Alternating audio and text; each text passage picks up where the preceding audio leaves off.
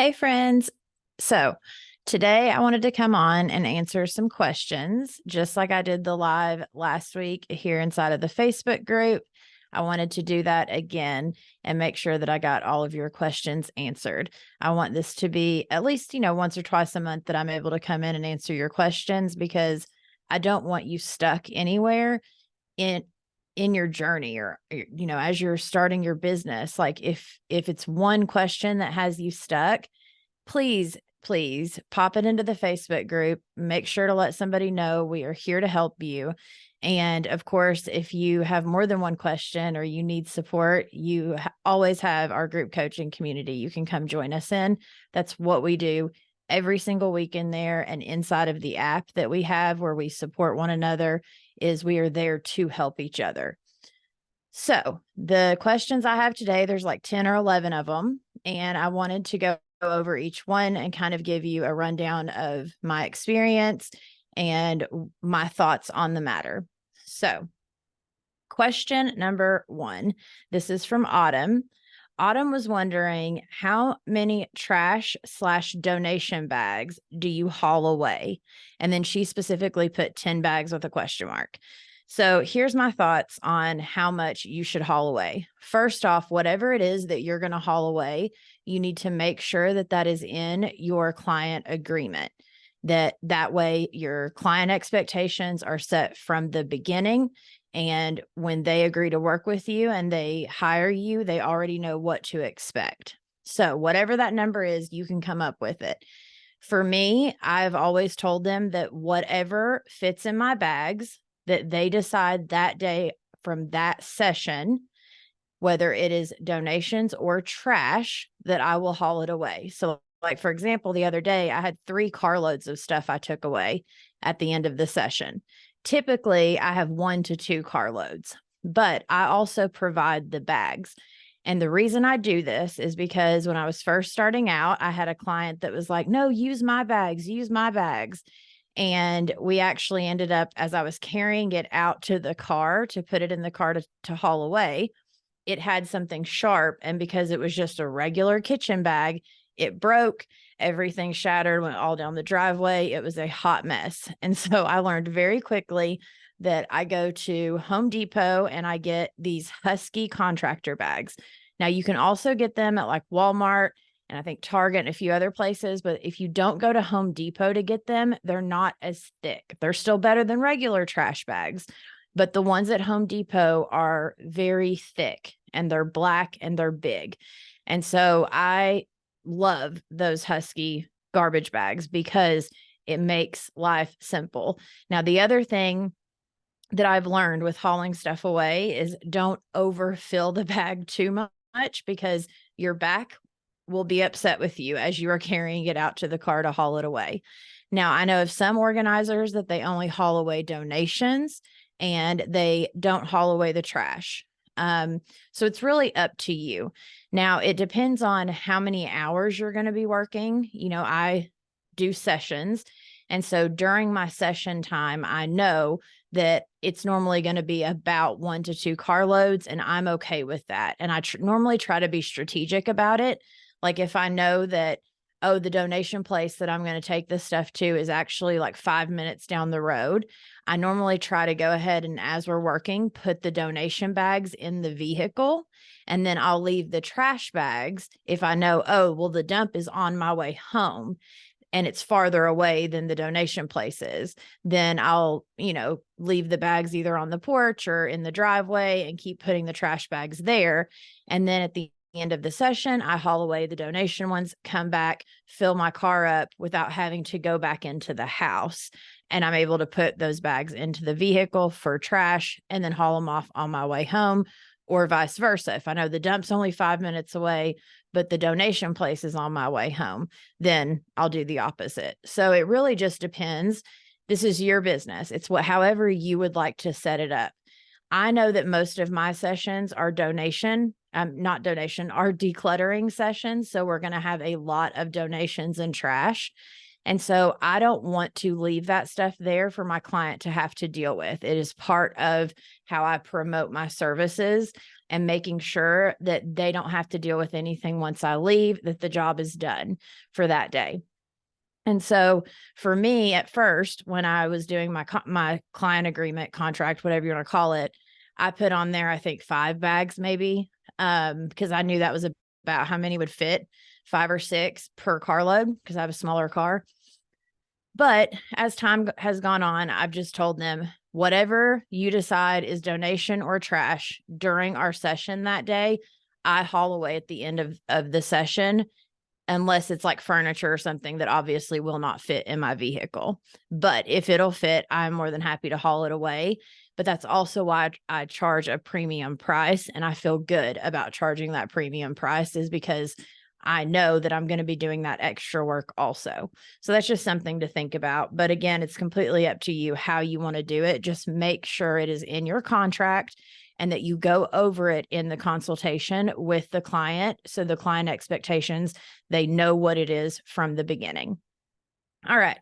Autumn also asked, how do you figure out your client's organizing style to make sure it will be functional for them and not just pretty? So this is a great question, Autumn. Of course, I'm sure most of us follow Clutterbug, and she has her 4 different, the bee, the ladybug, just the different styles. So pretty much the way that I do this is just through conversation. And when you go to do the consultation, especially in the beginning, you are going to notice how a client is, like how their home is set up. And when you go through and you're doing the consultation and you ask them things like, what part of this room is working for you? Or if they show you an area like, hey, I organized this, last year and it's still working well for me. And you look and see that they have like colored bins, or they have clear bins, or whatever that is. It's more about just having a conversation with them. Most clients can answer your questions. And the questions that you kind of want to ask are they the type that it's out of sight, out of mind? Because if that's the case, then you want to make sure that they can see things that they need to be able to see. You also want to find out, are they the type that when they go to start putting this stuff away again, do they want it very micro organized, or would they rather it be more macro and just like for them to maintain it and the functionality of it for them to keep it going? Is it easier for them to just kind of throw it in and go? Are they more likely to do that? Or do they enjoy actually taking the time to like fold it and get it in there perfectly? It's also about figuring out, when it comes to the types of baskets, some people have a problem with plastic. If they do, they will let you know. Some people, it's more about the actual like aesthetic of it, whether it looks and matches, or they prefer clear because they've seen that. Like, they normally can answer those questions for you. I've had plenty of clients that, when we go to shop for products, I'm like, hey, so here's an option in, in a clear bin. Here's an option in a plastic bin here that's colored. Here's an option in a wood or a weaved basket, those types of things. And they'll know right away which they would prefer in their home. And so it's just about open communication and asking those questions. Now, I know you also had a question that is similar to this. Oh, do you measure cabinets and drawers, etc., for the space before or after decluttering? So it kind of depends. Every session is going to be different. Preferably, the way that I like to do it is during the consultation, I get the measurements if we have time during the consultation.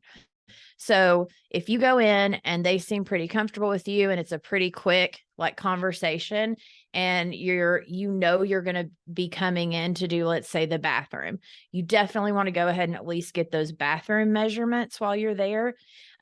Once you come back to do the session for the bathroom, then you could always get the measurements for the next area that you want to tackle. You don't want to overwhelm them by going and measuring every single space and every single everything, but you also don't want to walk away with no measurements if they're expecting the bathroom to be done in one session. So I personally prefer, like if it's up to me, which it's technically not though, because it's how much the client can afford. It's, there's a few different factors involved. And so ideally what I prefer to do is come do the consultation. And then I come back to do a session where we declutter the area and get everything put back neatly, and do the measurements, then go purchase the products and come back to technically organize it. Now that's not always the case, because that would be 2 sessions for, especially something like a bathroom. You may not need the entire time to do that. So like recently I had a client that she wanted to do the decluttering and the organizing in the same session because it was a smaller bathroom. And so I went ahead during the consultation, I got the measurements. Before I came to do the session, I went ahead and I looked, and make sure you take photos. So you want to take photos that you can refer back to when you get home and start looking for product. You want to have your measurements of how wide each space is, how deep it is, and then how tall. And honestly, it's as simple as like drawing it up on a piece of paper, and then I'll sit and write out like each thing, like, oh, there's, 16 inches tall versus 19 wide versus 12 deep, or whatever it is for each little area I draw. Or you can take notes on your phone, whatever works best for you, but you definitely want those measurements. And then you also want to take the photos. And now when you're making notes, if you don't actually draw out the area, make sure you say like, this is under the sink, or measurements in left door under sink, or measurements in drawers under sink, or measurements in tall cabinet to the left of the sink, something to give you some kind of reference when you get home and you're looking at the photos, because then that's going to help you know a little bit more of what products to get for that area without you getting super confused once you get home. And it just takes some practice. It takes some time. But again, I prefer to declutter first, because then you know exactly what's going to go in there. And then you're able to go home, send the links for the products, and then the products can arrive, and it makes it a lot easier at the next session. But not everyone can afford that. And so again, it really just depends on the client, their needs, and what the area is. All right. So next question was red flags for terrible clients and when to walk away. So I have a couple red flags that one is your gut. Always trust your gut, especially phone call and at the consultation. I always keep everything on me, which everything includes like my notepad, my phone, and my keys for the consultation. But if you're feeling any type of way, you can always just make a comment of, oh my goodness, I didn't realize, like, I am so super booked out, but I will definitely find you another organizer in the area and get you their information. If you're feeling super bugged out or super weird, then, if you have to make an excuse of like, oh my gosh, there's an emergency, I've got to go, but I will get back with you, whatever that is. But you want to make sure that you, sometimes on the phone, it may be just that they're really stressed out. And so if your gut's a little like, they seem like they might be a hard client to work with, but let me at least go do the consultation to kind of get a little more of a feel for them. And then sometimes during the consultation, they're completely different than they had been on the phone when you talked at a previous time. So it really just depends. But you have to trust your gut as a business owner and as a female going into a home by yourself. Then the other kind of red flag are the clients, in my opinion, that need you today or tomorrow. They're not willing to, like, when they call, they're like, oh, this has to be done immediately. I need you here tomorrow. Or they don't understand that you work with other clients, or that you have a process and that you need to come do the consultation first before setting up the session. every one of those clients I've ever taken, and I'm like, okay, well, let me see if I can work you in and let's hurry and do this. And we'll just skip the consultation and go straight to the session because I know you really need my help. Every one of those I have honestly regretted taking them on as a client because they're never thankful for what you do. Nothing's ever good enough. Now I do have some clients that are like, oh, I need it kind of quickly, which is fine. Like that's understandable, especially if like they have family coming in town or, they have like a date that they need it done by. That's different. But if it's somebody that calls and is just like, oh, it has to be done tomorrow, or, I've even had clients that are like, oh, I need it done like as soon as we possibly can. If you have a cancellation, let me know. And then I try to like work things around or I have a cancellation. So I call them and then they're like, oh, no, it's fine. Like, we'll just keep it the regular day that we had originally booked a week or two from now. So like, you can never really go when it comes to that by what they say. But the point on the red flag part is that if they are like super pushy and super like, it has to be done today or tomorrow, just go on and don't even try to appease them, because no matter what you do, that's more than likely going to be who they are. And it's going to be very hard to please them anyways. So I hope that helps. Another question that Autumn had was, do you tidy the area between sessions or leave the space as is to pick up where you left off last time? So the reason that I recommend for my ladies that are starting their business to do at least a 4-hour session, even though I do a 3, is because I've gotten a lot faster over time.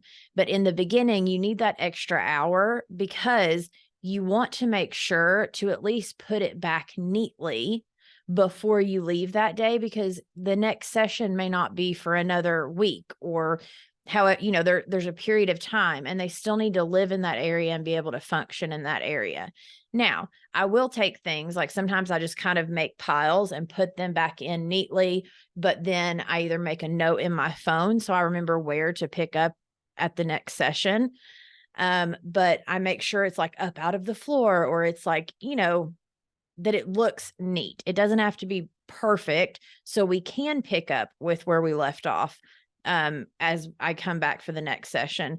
But I do at least make sure it's as neatly put back as possible to kind of end the session that day. So I hope that answers your question on that. Let's see. Tackling papers. So, honestly, Autumn, tackling papers is a whole nother, it's a whole nother beast. It really depends on, are they bills? How does the client's mind work? What are their goals for those papers? Every single situation is completely different when it comes to papers specifically. Is it mail coming in, or is it that they have a business and they need like actual office paperwork organized, or does some of it need to be put on their computer, or does some of it need to be shredded, or, and so all of those really are about asking the client and just having that conversation with them so you can make sure what their goals are and that you can help them accomplish those goals. And it's okay to tell a client, okay, I'm not 100% sure exactly how I'm going to do this yet, but let me go home, do some research, and then I'll get back with you with a game plan. And I've been known to tell clients that a lot, especially if it's something like paper that is very specific. I'm like, okay, so I'll take some notes. I'll have a conversation with them. We'll go over like what their goals are, what they need to keep, what they don't need to keep. But if it is a lot of paperwork, or it's very, that you need them to answer questions as you're going through it, then telling them, hey, it would really be nice if we could do a session on a day that you're off work, so you could sit there and answer questions as I'm going through, or at least be around in the house and check in with me throughout the session so I can ask you questions, because I want this to work for you moving forward. And I want you to be able to maintain the system that I set up. And so saying those things is completely fine. Like, that is part of what we're there to do, is to take kind of what's in their brain and help make it a reality. But if we're not asking them questions, or we're not getting their input, or they're not willing to give their input and they just expect us to do it, then it makes our job very hard. And so sometimes you have to have those hard conversations with clients and just let them know, hey, this is going to be really hard for me to do without having you around to at least answer some questions or check in with me, or even be right here doing this part with me. And then once I get a hang of who you are, like for instance, I tell clients all the time, especially if we're going to be doing multiple sessions together, I tell them, I'm like, listen, definitely the first session or maybe the first 2 sessions, if you can do it with me, then from there, I'm going to get to know you and like what you want to keep, what you want to release, um, what your goals are, what works in this area, what doesn't work for you, to where the sessions after that I can do more on my own. But especially that first session, I need you there as much as possible so we can collaborate on this, because I want this to be everything that you expect it to be. And again, especially when it comes to paperwork, that's one of those things. And when it comes to doing declutter sessions, it's hard to know what someone else wants to keep or what they don't want to keep. Unless it's like kids' clothes, then you can do sizes, which makes it a lot easier. But you'll figure these things out as you go. I promise. Like it's just figuring it out one client at a time, which again is why I love having the membership, is because whenever you are dealing with a hard client, you're able to hop in there and be like, okay, so here's the consultation I just had. Like, here's what I'm dealing with. Does anyone have any suggestions? And instead of it just being like a bunch of random people that do their business differently, trying to give you a bunch of different advice, it's actually women that know you and that you've built a relationship with, and that are also, most of them, doing their business very similarly to how you're doing yours. So, okay. I think, I have one more question that Autumn had, and that is, how do I find my niche to set myself apart from competition? Honestly, when it comes to niches, however you want to say that, it really is trial and error. So the only way to know what you like doing or what you hate is to try it. I know a lot of people teach like, oh, just pick a niche and go with it. And, but if you promote yourself as, let's say, the garage master that can do any garage, and then you get into a session and your first garage or even first 2 garages, you realize, oh my gosh, this is a lot of physical labor. I hate sweating. Like, I'm not enjoying this. There's bugs and like, yuckiness and all the dust. And oh my gosh, I saw a mouse, or like, you don't know what you enjoy or what you don't enjoy until you try it.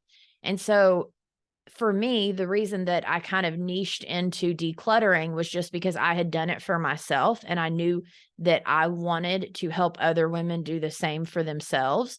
So if you have some sort of story of something you've done for yourself and you feel called to specialize in something like decluttering versus organizing, or if you have, done your own master closet and you loved the way that was done, but you don't have to niche down when it comes to being a local business. You can, but you've got to go out and at least work with a handful of clients to figure out, do I like this? Do I not? I always recommend for my ladies, I'm like, listen, put it out there, try it, see if you like it. If you think it's something you might like, do a session or 2 with other people, because it's different organizing for yourself or decluttering for yourself than it is for someone else. Try a few sessions, then decide, is this something I love? Does this light me up? If it does, then yes, let's niche down to this thing. But if you don't love it, then okay, take it off of your services or stop promoting it. You can still leave it on your services because it's something you could do for someone, but just stop promoting it. Then start promoting something else. See if you like doing that thing. It really is about trial and error more so than it is about just picking something, because we want to love our lives. We are starting these businesses to build our lives in the way that we want them to be built and to be very strategic. And so sometimes niching down is more about speaking to a specific person that is in a specific, either like that's in transition in life, or that maybe is a single parent that is overwhelmed, or is maybe the elderly that wants to downsize, any of those things, it's more about the emotion of how they are feeling and how working with you can help them to feel better. So sometimes you want to talk more to the emotions of, I know you're feeling this way. Either I've been there too, or my clients have, or whatever stories you have to draw from to help connect the two of you. And then help them understand working with me will make you feel, have more peace and joy in your home. And you'll want to actually come home and be excited to walk through the door and not stressed when you walk through the door after a long day of work or whatever. That's just an example, but you just have to do a little bit of soul searching, or you do a little bit of trial and error, figure out what it is that you like or don't like, and then you will figure it out as you go. I know that we all think we have to have all of the answers from the get-go before we even launch, but we do not. It's one step at a time. Take the stress away, keep taking those steps, and everything will start to fall into place, and you will start to figure these things out as you go through the steps. But that's also why building a business takes time. Like, we are creating a business and we are playing the long game. This is something that we want to do for the rest of our lives, or at least a period of time. And so it's not going to just magically happen for us overnight. And I promise you, all of the things you're learning right now while starting to build this business, it is going to help you in your future endeavors, whether you stay a professional organizer or not. It's going to help you, and then it's going to get you even closer to your calling and to the thing that does light you up. Even if you find out that this isn't exactly what you want to be doing, it may open some other doors that, had you not taken these steps, those doors would have never been open, or you would have never even realized you enjoyed those things. All right. So Peaceful Spaces Home Organization in the group had said, besides name and number, what else do you include on your business card? So I've got this and then two more questions, and then I'm going to wind up. But for me, the one thing I learned with my business card is, you definitely want your photo, because when you go and put your business card out somewhere, people connect, just like on Instagram and other places. They connect to a photo, to a person's photo. The other thing that you want is, you want it to say either professional organizer or professional organizer that specializes in declutter, or decluttering specialist, or whatever you want to say. But you want that to be above kind of the fold, because what I realized in my first set of business cards that I created, you've got to think, if you've got it in some sort of little like business card holder, half of it gets covered. And so when you go to put your actual card in there, the bottom half of that card is going to be covered up. So it matters what's on the top half of that card. The coloring matters. But for me right now, mine on the front have half of it is a photo of me. The other half says Samantha Brown, professional organizer, and my phone number. That is above the fold. And then it also has my website and my logo. Then on the back, I have my logo big, but then it has my Facebook business page. It has my Instagram business page, and then my email of how they can reach me. And all of that is on the back. So, the front, you just want to keep it super simple. You want to make sure they can see your pretty face. You want to make sure that your name, and even if you put the word professional organizer in a different color that makes it stand out better, whatever you can that's going to grab their attention, because as they're walking past business cards, especially at like a smoothie shop or wherever you end up putting the cards at, whenever they walk past, it's like a split second that you want to connect to them, which is why I wanted them to like see my face and see the word professional organizer more than anything. And that's why I wanted it above that fold whenever I ordered the business card holders, which you can also order business card holders that are somewhat see-through on the bottom half, but they're still kind of they have like a haze to them. So you don't fully get to see what's on the bottom part. But there's a lot of different options out there for different business card holders that you can purchase on Amazon. So just be aware as you create your business card. But yeah, you just want your information, whatever you have. If you don't have your socials ready to go yet, just at least make sure your website's on there, like your name, your phone number, your website, and maybe like an email that they can reach out to you. You just want to make it as simple as possible for them to reach out to you. And, from there, then get them into your funnel where, they reach out to you, you have a phone call, then you set up a consultation, and then you set up a session. And, that funnel is what I'm speaking of. All right. Next question is, how do you deal with health insurance as a small business owner, finally taking the leap from 9-to-5 job to full-time business? And this is from Tanya Lynn. So, or Tanya, it's either, I think Tanya. So Tanya, honestly, I looked it up, and the best place that I could find was healthcare.gov/self-employed. It had a lot of options on there. The other thing you could do is Google health insurance for self-employed, self-employed solopreneur. Like, you don't want to really search for business owner, because then it starts thinking that like you have employees, and that's not what you're looking for. You are looking for a self-employed solopreneur in whatever state you're in or whatever country you're in. And so, but healthcare.gov /self-employed had a lot of good information again, or you can Google healthcare for solopreneurs in your state and see what pops up. All right. And then very last question. Autumn had asked, what supplies do you bring with you to organizing jobs? Are there any product recommendations? So I know I talked about the Husky trash bags for sure. I also go and get gloves, not like latex gloves that are easy to rip. I get the ones that come in like a 5 or a 10 pack. They're a little more expensive, but for me, they are so worth having because it protects my hands. So there's those, and I get those from Home Depot as well. And then, so for your consultation, literally all you need is your notepad, like your notebook that has the clipboard on the front. So you can put your client agreement, release of liability waiver, and then maybe like if you bring your client intake form because you want to take some additional notes while you're at the consultation, you want that on the front of the notepad with your pen. Then you just need your phone for taking photos. And then you need your measuring tape, and that's about it at the consultation. And your phone is obviously to take photos and notes, if needed.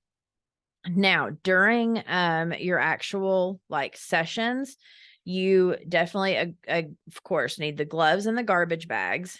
I always have a bunch of this stuff in the car. So I have I went to, I think, Dollar General or Target or somewhere, and they have those boxes that have kind of the lid that closes, but they're a pretty big box. And inside of that box, I put my label maker, the extra label tape, so I can give them options depending on what the product is that it needs to be put on there, markers, and when I say markers, I mean like permanent markers. You might want to bring some sort of, I always bring like some Lysol wipes, or if you have a certain type of spray and paper towels that you would like to bring, if you want to do, like Mrs. Myers or something like that. Now, we are not cleaners, but as we go through certain areas, we definitely want to dust off shelves and clean things up. And then let's see, of course, your labeling supplies. It's nice. Your Sharpies you want. It's nice to have Post-it notes as just to have in case you need those. And let's see, then personal supplies. So it's nice to have some Neosporin, some Band-Aids, because sometimes we our fingers get cut. We're, doing a bunch of different stuff. So you might need Neosporin, Band-Aids, some sort of little snack like a granola bar, or, just something that's quick and easy, some crackers, something that just gives you some energy in the middle of a session while you are still continuing to work. Maybe an extra bottle of water. Baby wipes are good to have. Definitely some hand sanitizer. I use my hand sanitizer all the time. And then deodorant, just in case you forget your deodorant that day. Or you have 2 sessions maybe in one day, or who knows, life gets crazy. The other thing that I would recommend, I always keep an extra pair of socks or some extra house shoes. So a lot of our clients, they want us to take our shoes off at the door. And so I like to keep a pair of house shoes that I use for in the client's home that I'm able to bring home and wash and then put back in my car for the next client that may want me to wear house shoes. Some clients don't care. They don't even think twice about you wearing your shoes in their home. But it's always nice when you go to do a session or even the consultation to ask, would you like me to take my shoes off? And, they'll tell you yes or no. And if they say yes, then you can be like, oh, and I've got some house shoes I can wear while I'm here. Let me go grab those out of my car. So I hope that I know it's gone a little long, but it was a lot of fantastic questions. I thank you all so much for trusting me to be your coach and for trusting me to answer your questions. I hope that this, helps you and that it inspires you. Again, if you want to come join us in the group coaching community, the doors are open again. I don't know if you heard the newest podcast episode that just came out this morning, but I kind of explained in the first 3 or 4 minutes why the doors are open again whenever they were supposed to be closed through the end of the year. And the reason is because just like you, I'm trying new things in my business, like in the podcasting world and in the coaching and with the courses I'm creating. And so I'm trying new things. If they don't work, then I reassess, I pivot, and I try something new again. And a lot of the people that I was listening to were saying, oh, shut your doors, only open your doors for your membership like once or twice a year, and you'll have a wait list of people wanting to join. And that's not what ended up happening, not for me anyways, which is fine. I tried it. It didn't work. So now I'm trying something new. So now, especially for these holidays, I wanted to open the doors again because I've had more people want to join since the doors were open last time than I did while the doors were open. And I was sick of telling people the doors aren't open right now. So the doors are open. So come join us in the group coaching community. It's a monthly membership.